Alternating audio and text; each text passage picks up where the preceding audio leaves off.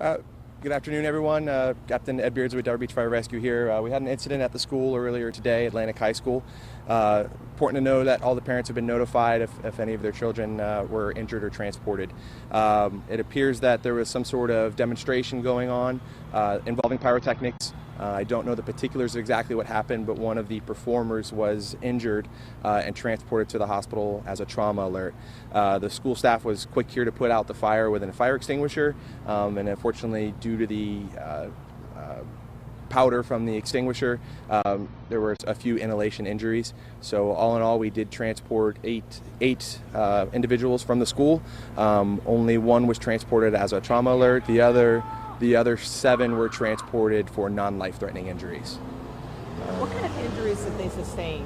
Mostly inhalation injuries. We do know that the performer, not school staff, he was a performer. I don't know if he was contracted by the school or what have you, but he did suffer some burns to the body. So that's all we know at this point. So right now it looks like the performer sustained the most serious injuries. That is correct. Are we talking first, second, third degree burns? Do you know how severe those might be? I don't know the severity. I do know he was transported as a trauma alert.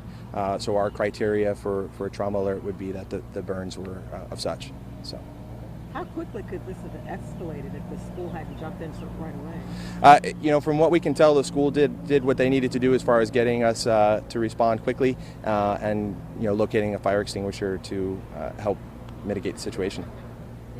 Captain, were you one of the firefighters who were inside the school responding to all this? I mean, maybe what was it like when you first got to the school here, and what did you notice? I was not. We had many trucks here.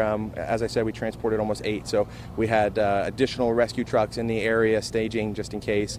We did treat this as a level 2 MCI, which means we had upwards of 11 to 20 individuals that were going to need to be seen by fire rescue. So with that, we have multiple units on scene, but I did not go inside the building.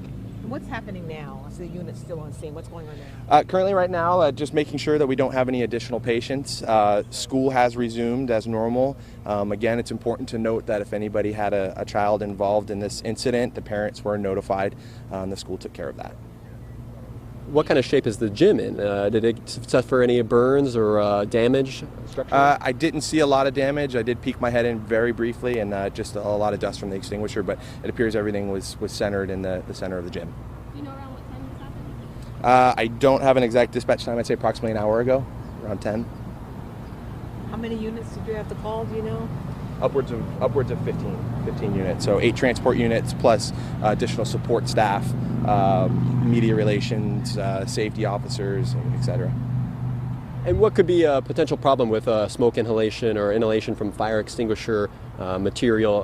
Why would that be a problem for somebody? If you get out of the hazardous situation quickly, there's no long-term effects from that or anything along those lines. It's just, it's scary, and especially if you can't breathe, that can be very scary. We did treat several individuals for non-life-threatening or just kind of calm them down, assure them everything was going to be okay, and our crews were able to do that quickly and safely. I understand some of the kids had asthma. Is that the case? I don't know. I do know we had some patients with asthma, but I don't know if that exacerbated that or not. I think everybody that was treated for non-life-threatening injuries, excluding the one trauma alert. I don't have any update on him exactly what happened. Captain, could you spell your name for me, please? Sure. It's Ed Beardsley, Beardsley. Thank you, sir. Can I get that one more time? I'm sorry. Beardsley.